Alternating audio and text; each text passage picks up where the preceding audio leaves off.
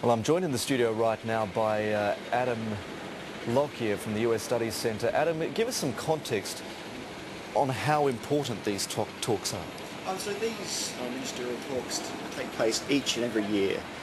So normally we take turns. Our ministers head across to America, or the heads of the State Department and Defence in particular come across and have talks here in Australia. Although in 2010 they were cancelled because of the devastating earthquakes in Haiti. How did these talks come about? Because of course we've heard a lot recently about the US pivot to Asia. Presumably this is a big part of that plan.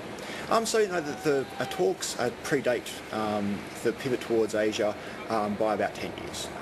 However, this is becoming more important. So, for example, Hillary Clinton visited the Pacific Island Forum for the first time late last year, and so you do see the United States Secretary of State becoming more involved with these type of forums. Now, they're expected to discuss a number of things. One of them is access to some air bases in WA's north. That's right. So there's a few things on the agenda. The United States wants greater access to Australian bases, both naval bases, army bases, and also air force bases. So on the agenda will also be the Cocos Islands, where the United States is very interested in basing UAVs, the unmanned aerial vehicles, the drones.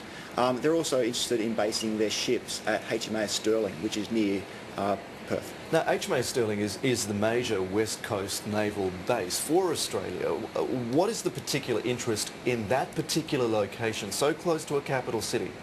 So it will give the United States great access to the Indian Ocean, but also up to Australia's north through Indonesia and into the South China Sea.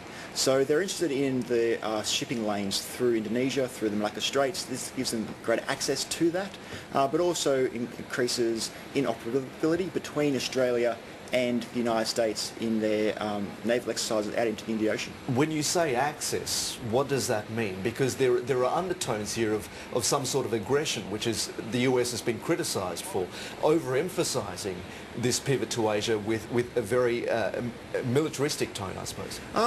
Yeah, this is true. There is a definite military aspect to this. There is a deepening of military relations right across the region with its closest allies. However, the military aspect is probably secondary to the diplomatic strategy.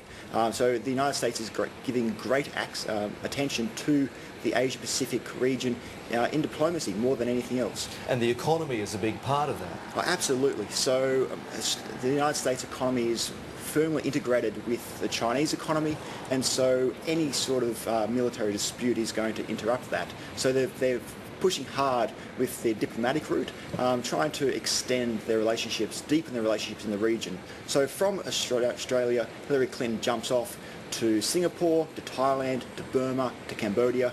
She's deepening diplomatic relations just as much as the military aspect. Now, back in June, a defence paper in the US, it was given to the Defence Secretary Leon Panetta. It suggested basing a US Navy carrier battle group at Sterling. Among the hardware to be based there, it suggested, was a nuclear-powered aircraft carrier, 2 guided missile cruisers, a number of aircraft squadrons, up to 9, I understand. And that idea was quickly dismissed by our Defence Minister, Stephen Smith. How much does it give us a picture of the US's intentions in this region and for this relationship with Australia? I think that was drawing a very long bow at that particular report. To bring up HMAS Sterling to the level which would be able to accommodate an aircraft carrier group was going to always be excessive. There would have to be considerable infrastructure investment. And that was always going to be a pipe dream. The amount of investment to bring up the port to be able to house an entire aircraft carrier group was always just a dream. However, that does signal a growing intent for the United States to increase its naval presence in the Indian Ocean, and they see Western Australia as a key part of that. How is all this being viewed in the region? We're looking at pictures right now of Hillary Clinton coming down to the tarmac.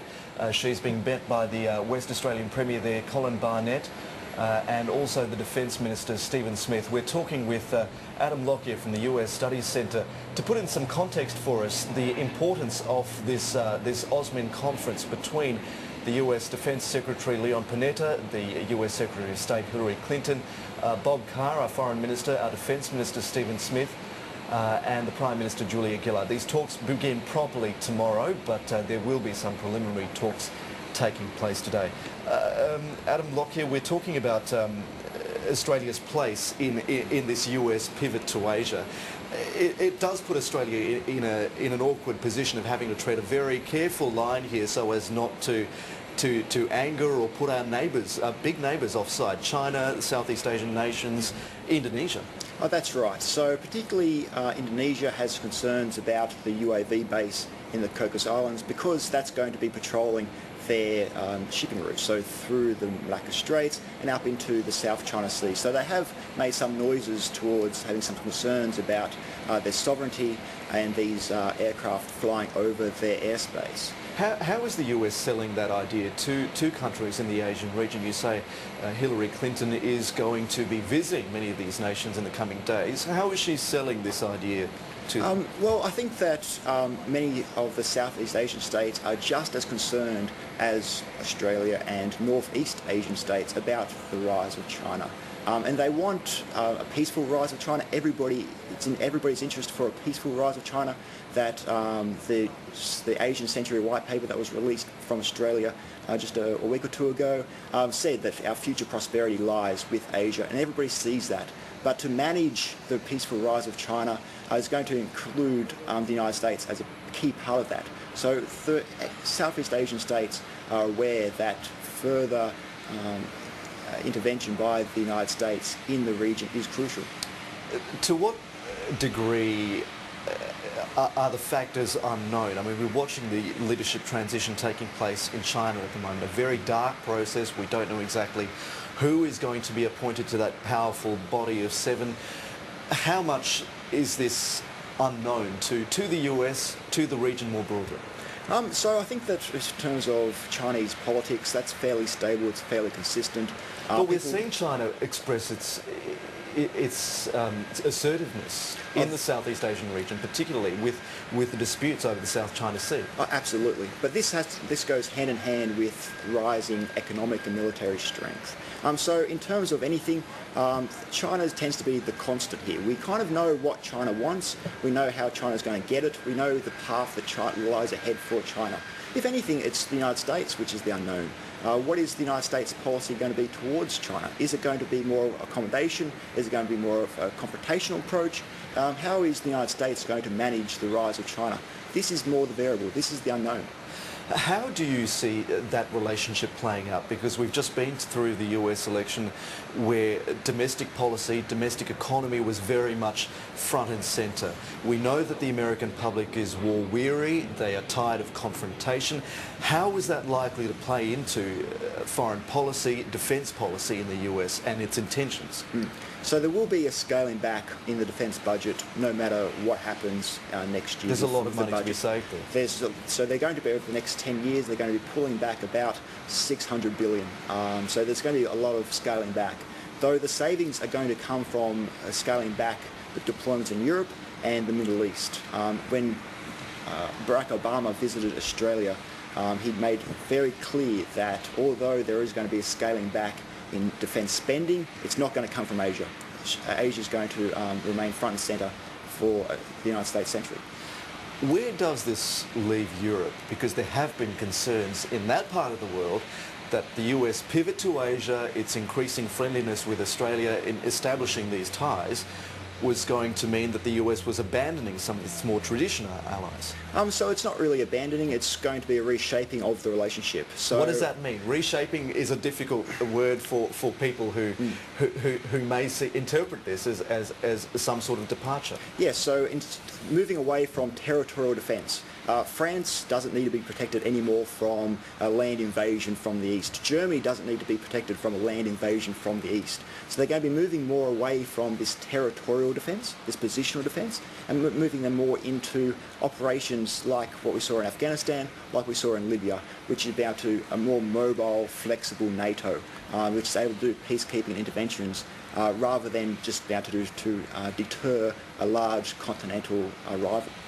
So we're watching live pictures here from Perth where the US Secretary of State Hillary Clinton is speaking with the Defence Minister Stephen Smith, the WA Premier Colin Barnett and the Foreign Minister Bob Carr, all of whom have been meeting her and the Defence Secretary Leon Panetta for these AUSMIN talks, which are taking place in Perth over the next couple of days. The talks begin properly tomorrow, but some preliminary talks are being held today. We can also see Kim Beazley there to meet the US entourage.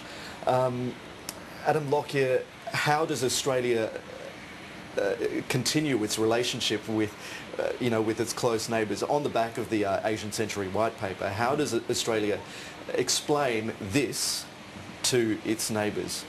So I think that our neighbours fully understand because they're in a very similar situation to Australia. So particularly through Southeast Asia, their economic prosperity is tied directly to the region. It's tied directly to the rise of China.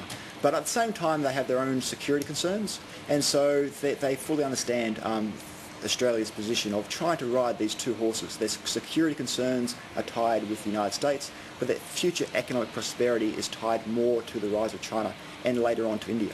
I just want to briefly ask you as well, Hillary Clinton has said that she wants to move away from the job. She cites, other reasons. She's got other things going on in her life. She is being touted as a possible 2016 contender for the Democrats in the presidential election then, but where does that leave this relationship once she steps away and is replaced? The relationship won't miss a step. So the two leading contenders for Hillary Clinton's job are currently John Kerry and Susan Rice, who's the US ambassador to the United Nations. Both of them share a fond relationship with Australia, and the relationship is much deeper than any one person. So I don't think that the Australia-US relationship is going to even miss a beat with the moving on of Hillary Clinton. Adam Lockyer, we'll leave it there for now. Thank you for joining us. We're seeing live pictures here from Perth, where the US Secretary of State Hillary Clinton is being taken away from the tarmac where she's just landed at Perth Airport. These AUSMIN talks will be taking place over the next couple of days. Adam Lockyer, thanks for joining us. Thank you.